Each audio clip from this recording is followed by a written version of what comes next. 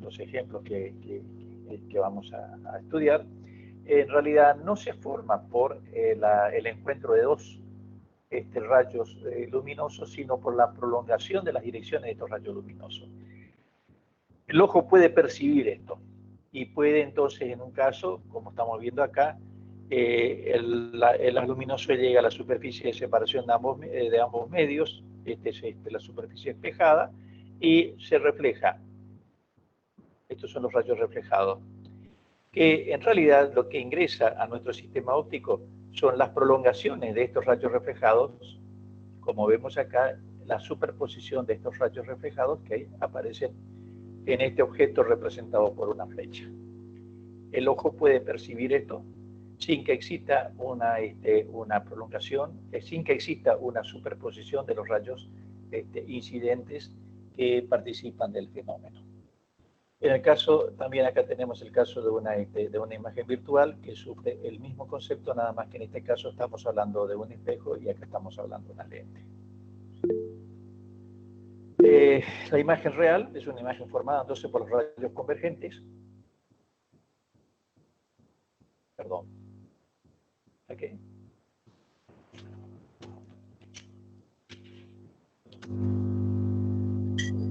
Creo que se ve cortada la imagen. Ahí me están comunicando que la presentación no es exactamente la que yo estoy viendo, pero bueno, voy a tratar de explicar lo que se dice. En todo caso vemos que es simplemente es una placa que no tiene animaciones, entonces podríamos perfectamente transmitirlo desde acá. Bien. Estaba mostrando anteriormente lo que sería una imagen real y la definición proveniente de una composición geométrica, y lo que sería una imagen virtual, que era de alguna manera lo que se explicaba en el caso de cómo el ojo puede llegar a percibir una imagen cuando esa está conformada por la información devenida de la prolongación de los rayos que están participando. Cuando veamos la conformación de estas imágenes en los espejos, estos conceptos seguramente que lo vamos a entender un poco mejor. Otra vez planteamos la ley de Snell, una observación en forma, digamos, prioritaria de lo que sería el fenómeno de reflexión.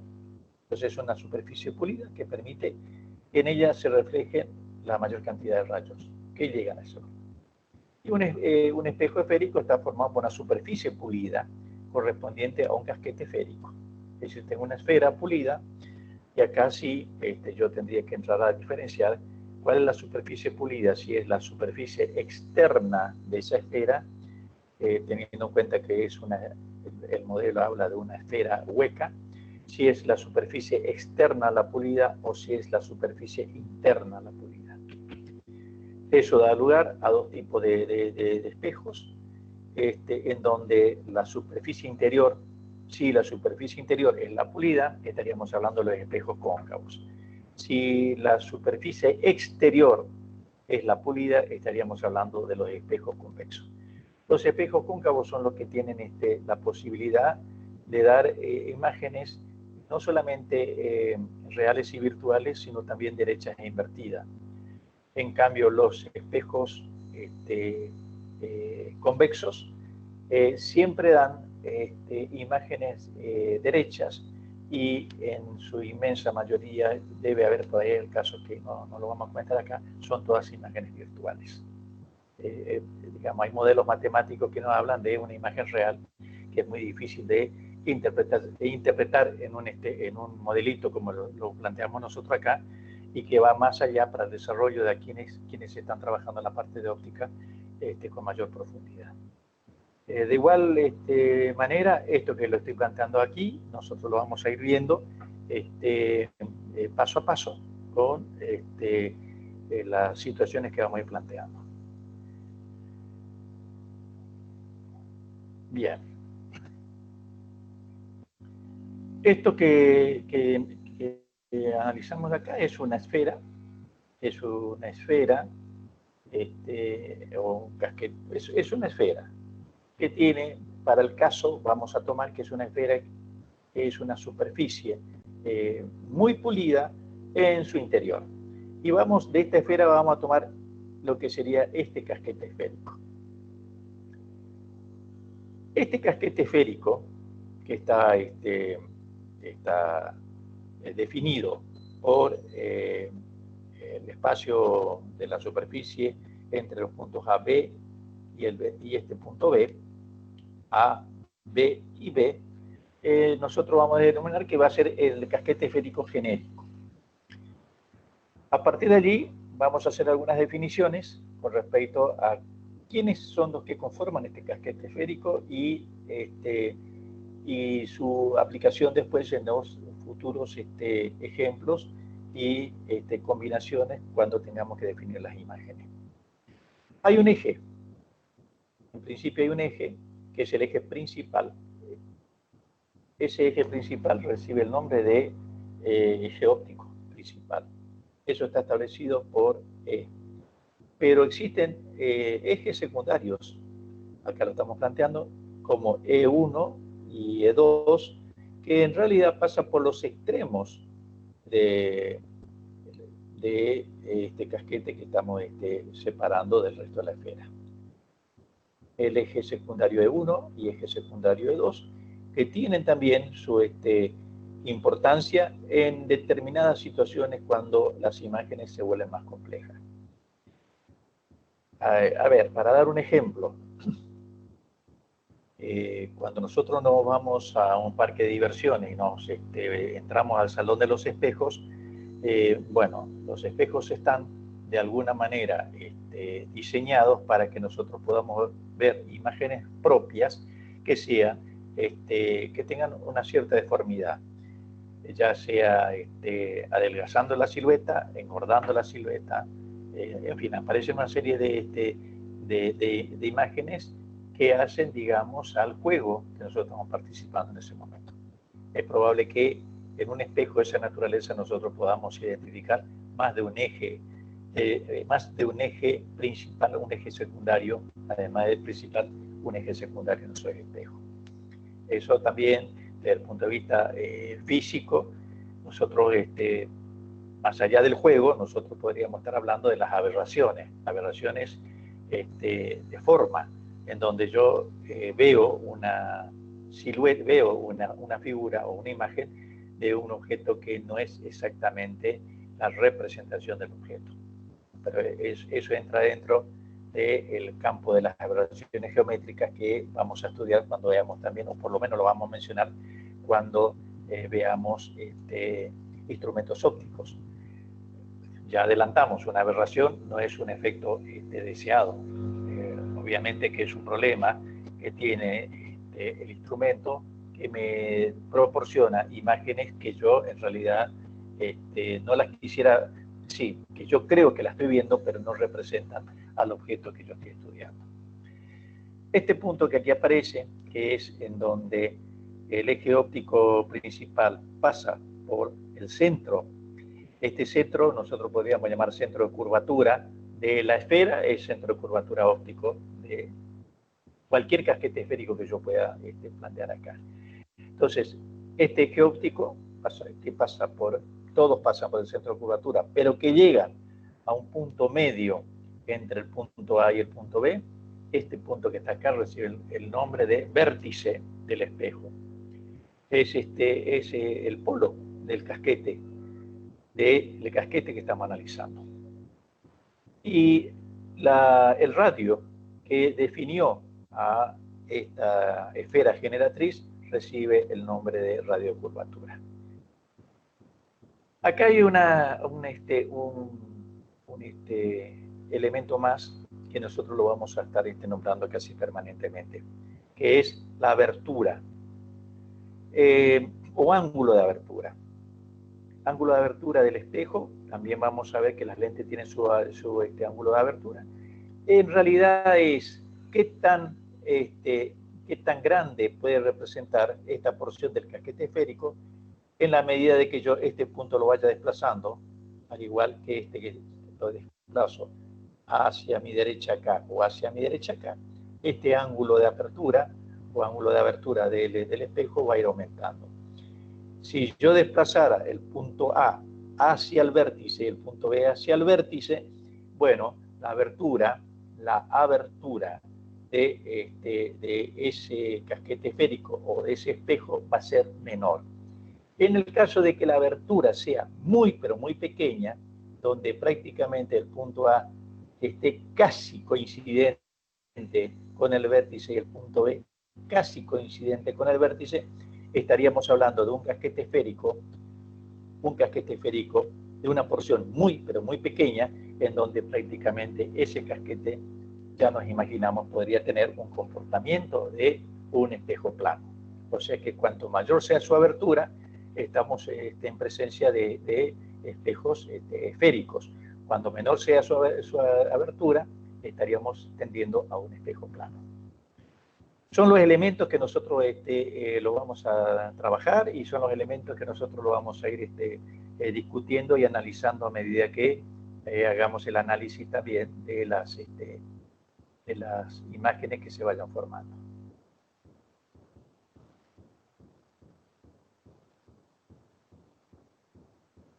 Bien.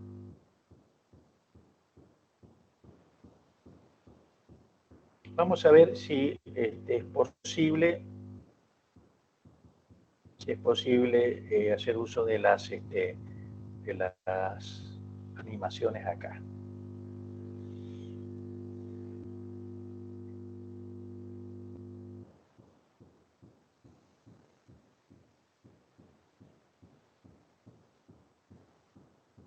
Bueno, estamos representando aquí un espejo cóncavo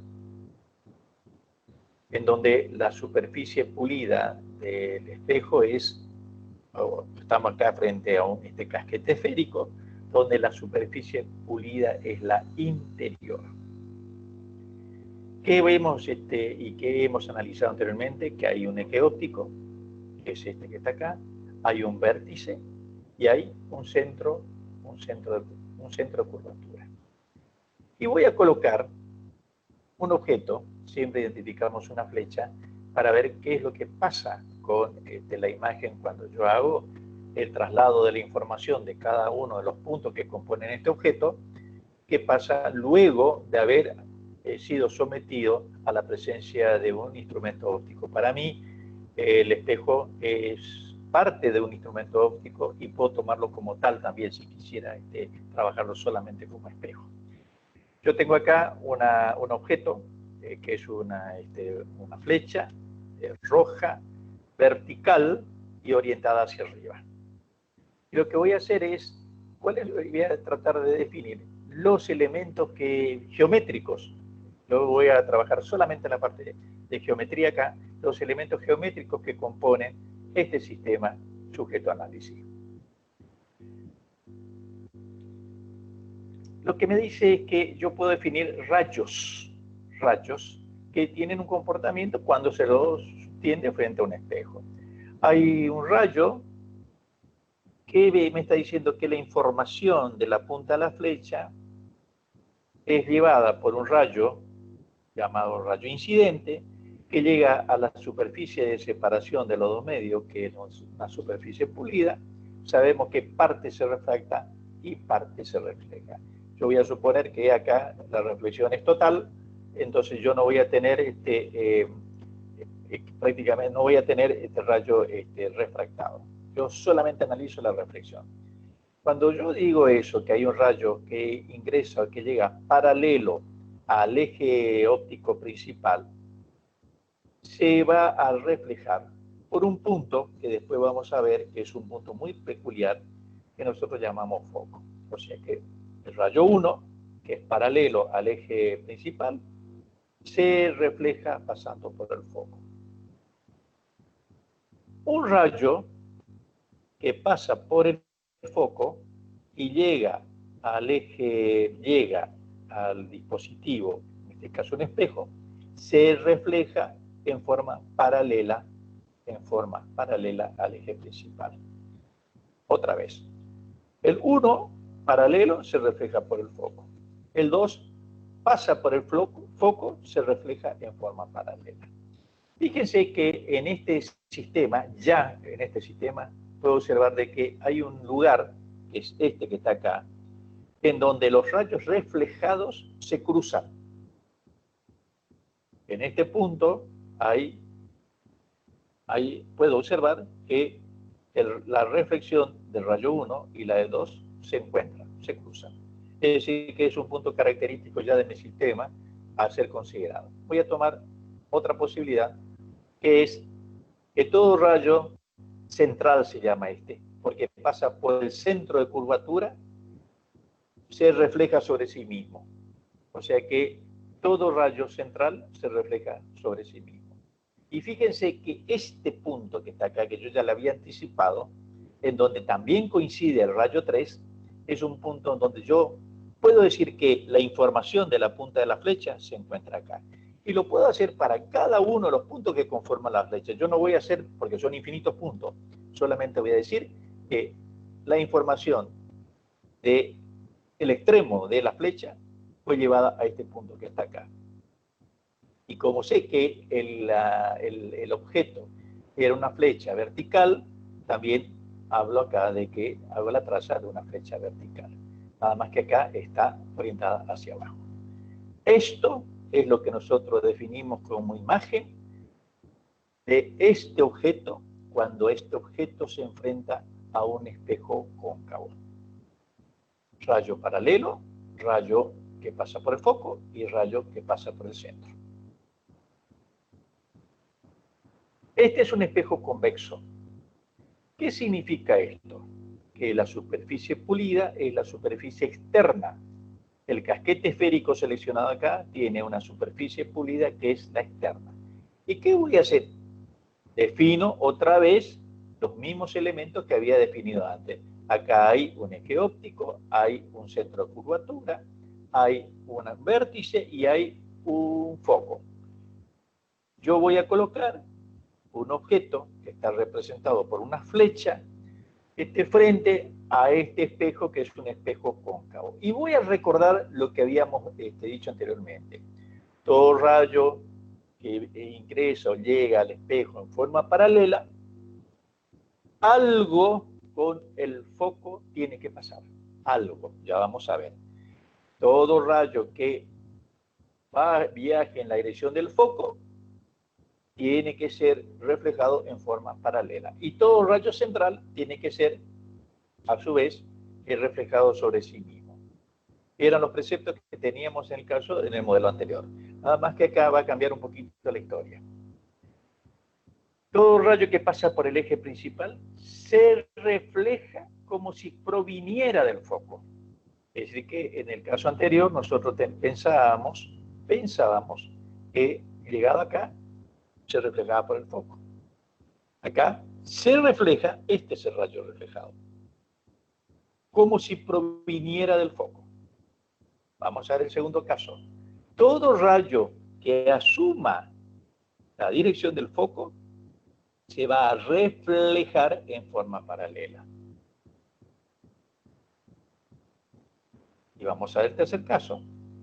Todo rayo que incide en la dirección del centro de curvatura, fíjense esto, la dirección del centro de curvatura se refleja sobre sí mismo.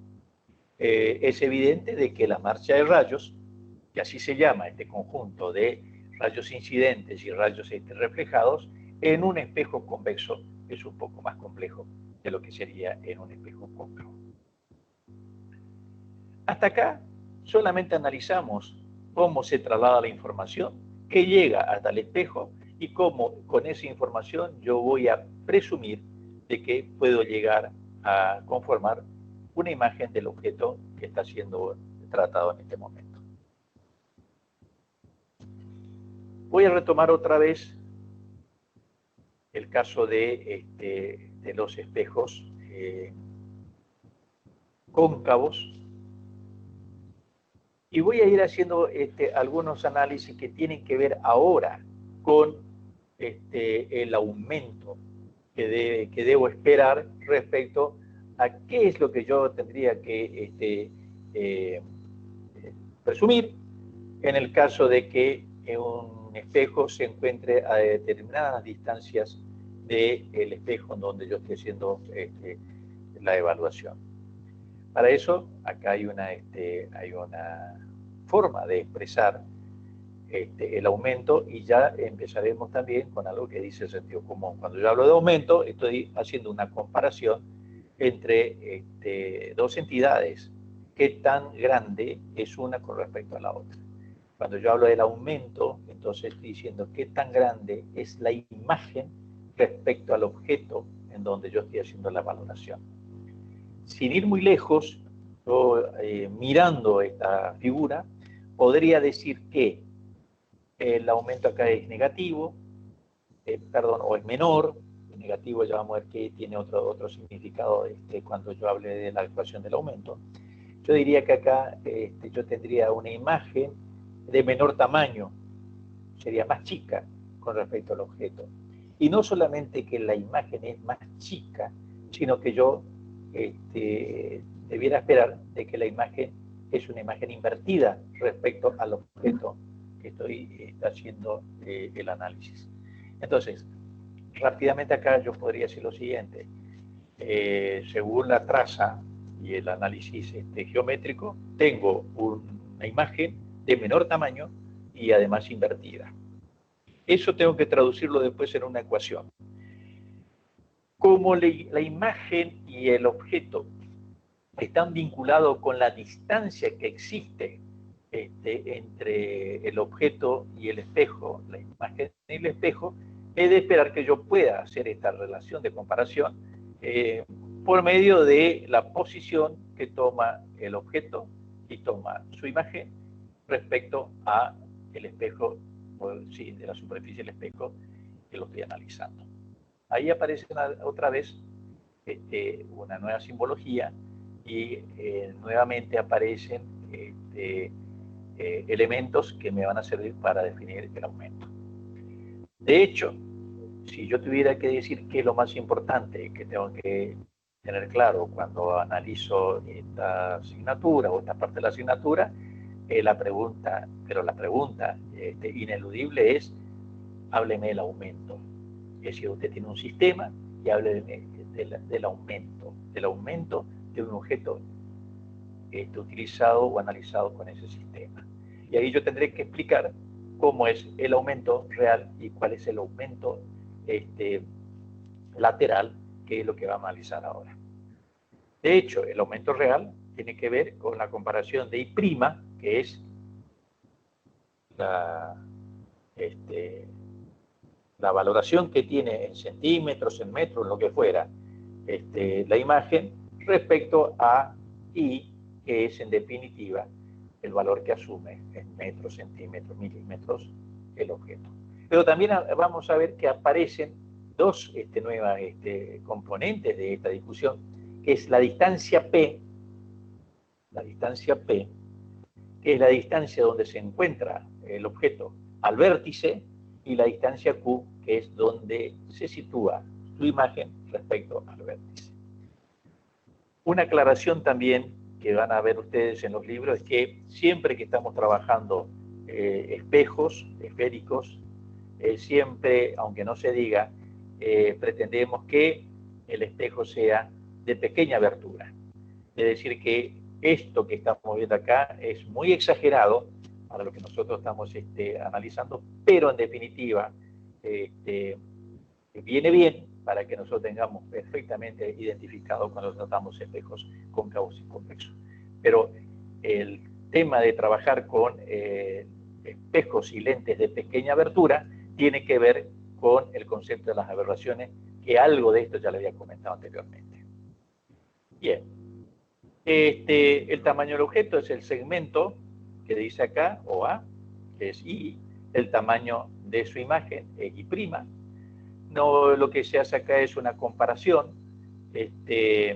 Decimos el aumento es igual a la relación existente entre la imagen y el valor de su objeto. Y después vamos a ver que eso nosotros lo podríamos caracterizar en función del aumento lateral. Este es el aumento real. El aumento lateral en función de P y Q. Acá estamos haciendo una comparación trigonométrica de dos triángulos, tanto el triángulo mayor como el menor. Se va a buscar la relación entre ambos y ahí vemos que los ángulos que estamos viendo acá ya habíamos estudiado en la ley de Snell que el ángulo es de esperar que este ángulo o semiángulo que aquí aparece, θ su i, tiene que ser igual al θ su r', que era en realidad el ángulo de incidencia siempre es igual al ángulo de reflexión. Esto lo habíamos visto en la ley de Snell, o sea que es de esperar lo que estamos hablando acá. O sea que la tangente, tanto de θ su i como la θ su r, son iguales. De ahí lo que nosotros podríamos decir es que m, en este caso, es igual a menos q sobre p. Este menos lo que me está indicando en definitiva de que la imagen que está acá es una imagen invertida. Pero esto recibe el nombre de aumento lateral. Este es el aumento real. Si yo tengo ya los tamaños, tanto de la imagen como del objeto, hablamos directamente del aumento el real. Si no, hablamos vemos la posición relativa que tiene el objeto y su imagen con respecto al vértice, y ahí sí hablamos del aumento lateral. Vamos a ver la ecuación de Descartes. Esta es la ecuación, es la ecuación que analiza el comportamiento de un objeto y su imagen en un sistema óptico. Luego vamos a ver la ecuación de Descartes para espejos esféricos y después vamos a ver la ecuación de Descartes para lentes. Y allí también va a haber una simplificación de esta ecuación que es sumamente sencilla. La ecuación es sumamente sencilla. Su aplicación a veces trae lugar a errores por su mala interpretación. Entonces, la primera advertencia, ya vamos a ver que la ecuación de Descartes es sumamente sencilla y pareciera ser de fácil aplicación. Los problemas de óptica se resuelven gráficamente.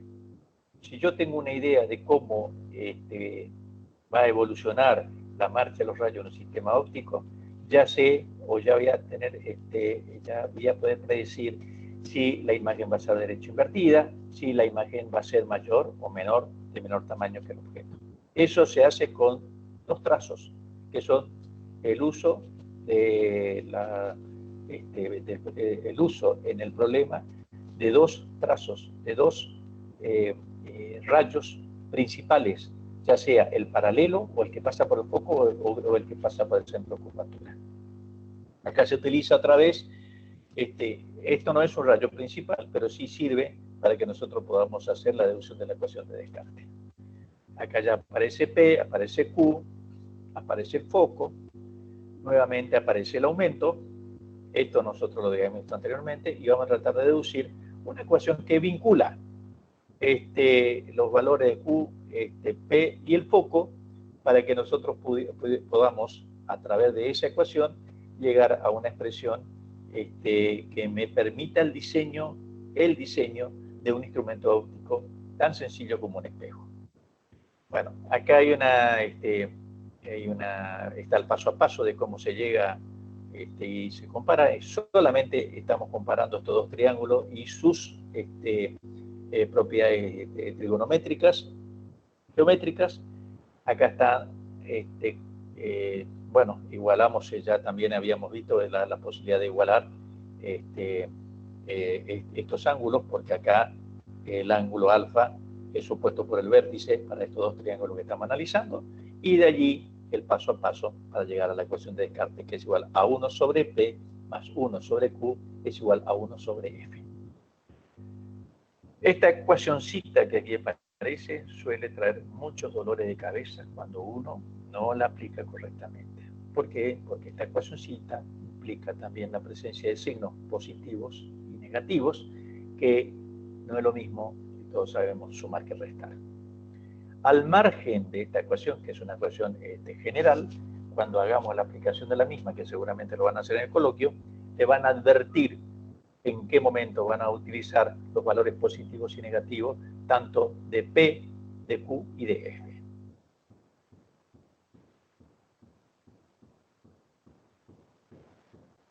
Esto es una suerte de síntesis, como para que nosotros podamos ver el lado pulido y el lado no pulido. Y qué valores asume P, qué valores asume Q y qué valores asume F. Bueno, ojo con esta tabla. Ojo con esta tabla, ¿por qué? Porque yo lo incluyo en la teoría para ayuda de ustedes cuando tengan que hacer la solución de los problemas. Yo admiro a mis docentes porque muchos de ellos tienen perfectamente memorizado esto. P positivo, objeto delante lo veo. Si el P es negativo, el objeto está detrás del espejo. Bueno, todo esto hay docentes de la cátedra que tienen perfectamente memorizado, cosa que les confieso yo nunca pude memorizar. Si a mí ustedes me preguntaran, yo estoy leyendo en este momento porque yo nunca pude memorizar.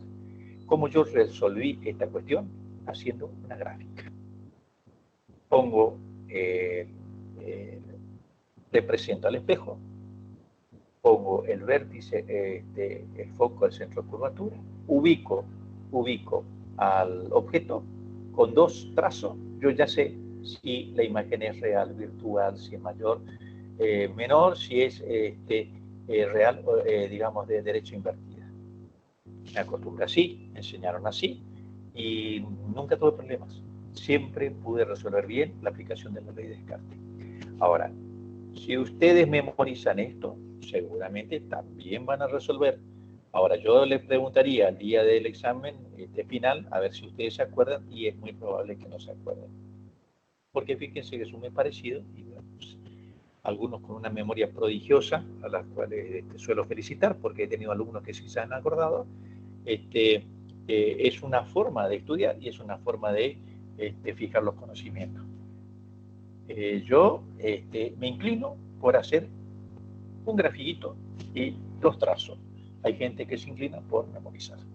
Yo le advierto, hay integrantes de la cátedra que se acuerdan perfectamente de esto. Entonces, no siguen el método del titular que hace los trazos. Bueno, pero todos resolvemos. Acá está la famosa convención de signos. Esto tampoco le informo, nunca pude recordar, pero lo pongo acá porque le va a ser útil cuando tengan que resolver los coloquios. Pero recuerden lo que yo le estoy diciendo. Acá lo importante es que ustedes puedan resolver correctamente un problema. Si ya es memorizando la convención, no será la forma, sino haciendo la representación gráfica tal como lo hago yo. Hace muchísimos años enseño la materia, pero nunca lo puedo memorizar. Pero sí puedo resolver los problemas. Bien. ¿De dónde surge todo eso que estamos viendo allí? De esto, ¿no? Bueno. Acá nos enseñamos cómo aplicar esa convención de signos en la ecuación de Descartes. A ver, ¿qué es lo que estoy viendo de acá? En realidad ya veo, cuando hice, ¿y qué es lo que hubiese hecho yo? El espejo, vértice, foco y centro de curvatura, y la flecha. Tengo una línea, paso para acá, otra línea, paso para acá, y ya tengo mi imagen. Ahí, cuando yo tengo mi imagen, ¿qué digo? Ah, es una imagen menor, o sea, de menor tamaño, y es una imagen que está invertida. O sea que ya tengo dos datos de la gráfica. Y otra cosa, ¿qué puedo decir acá?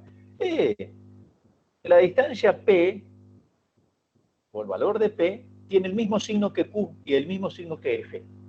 Ya está. O sea que cuando yo empleo la ecuación de Descartes, no tendría ningún tipo de dificultad no podría equivocarme al respecto. Ahora, también dijimos que la definición del aumento lateral implicaba un signo negativo acá, efectivamente un signo negativo, porque ya de hecho esto voy a conservar. ¿Por qué? Porque Q y P, los dos son del mismo signo, positivo, positivo para mí, se conserva el signo negativo. Este signo negativo, ¿qué me está diciendo? ¿Qué información me está diciendo? Algo que ya sabía, que la imagen era invertida respecto al objeto. O sea que, de última, me está diciendo algo que yo ya estoy conociendo. ¿Se entiende? Bueno, son dos formas de ver. La convención del signo aparece allí, puedo memorizarlo, pero yo en realidad, como les dije anteriormente, nunca lo pude hacer. Admiro a lo que pueden hacer, los felicito y les pongo 10 en el examen final. Bueno, acá es más complicado, porque acá yo tengo que hacer una superficie convexa. Ya vimos que la marcha de rayos acá no es tan sencillo, pero bueno, lo estoy haciendo de igual manera. Fíjense, y miren dónde se me formó la imagen. Por la prolongación de los rayos reflejados. Una superficie esférica convexa siempre, pero siempre me va a dar a mí una imagen derecha y de menor tamaño que el objeto. Guarda con esto. Guarda lo que están al volante de un auto que tiene un espejo retrovisor que está constituido por una superficie convexa. ¿Qué ocurre en este caso? El ojo o la persona tiene la sensación de que los objetos cuando están alejados aparecen como más pequeños. Todos decimos, se lo ve chiquitito, está lejos. Si yo estoy haciendo una observación con un espejo plano, eso es cierto. Si estoy haciendo con un espejo convexo, ahí ya comienzan las dificultades. En realidad, lo que estoy percibiendo es una imagen pequeña debido a una situación óptica y no a una situación de distancia. Entonces, si yo tuviese un espejo retrovisor y estoy en la ruta con mi Volkswagen Gol y tengo un 1114 que está viniendo a toda velocidad y yo lo veo chiquitito, yo estoy pensando de que el camión se encuentra exageradamente lejos, cuando en realidad lo tengo lo tengo chupado a la cola de mi automóvil. Entonces, por esa razón, los espejos convexos fueron prohibidos o ya se ha dejado de utilizar hace ya unos años en los espejos retrovisores. ¿Por qué se lo utilizaba? Porque ampliaba el campo de visión, pero eso conllevaba a que yo tenía una pérdida, no alcanzaba a percibir las distancias en donde se encontraban el objeto de su imagen. Bueno, acá otra vez se aplica, ¿cómo es? El aumento lateral. Y fíjense, ya antes de que me pusiera a ver la convención de signo, he de esperar que o Q, o P,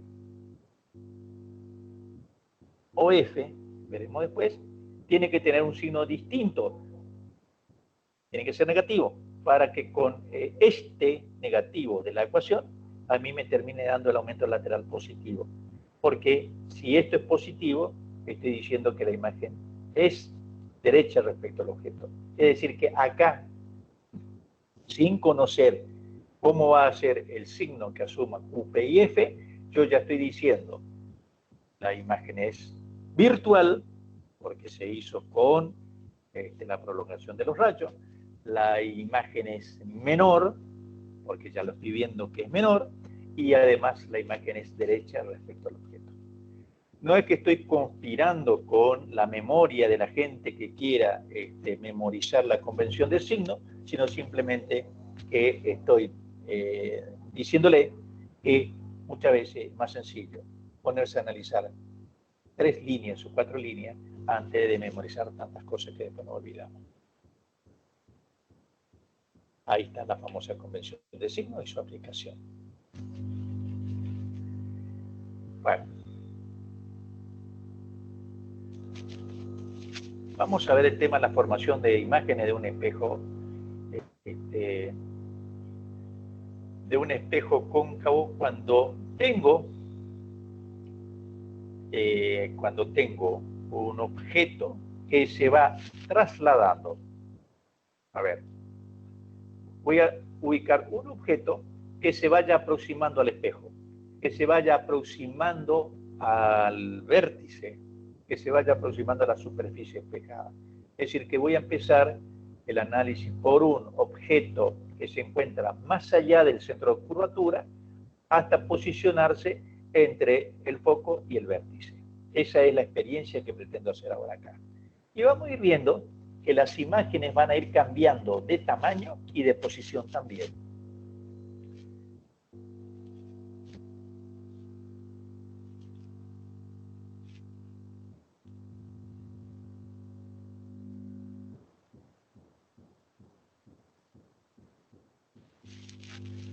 Me mantengo callado para que ustedes no se distraigan.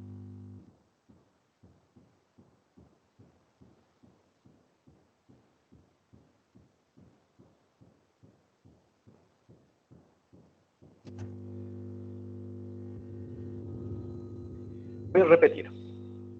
Fíjense, hay una posición del objeto acá, hay una posición del objeto acá, sobre el centro de curvatura, hay una posición del objeto sobre el foco y hay una posición del objeto entre el foco y el vértice.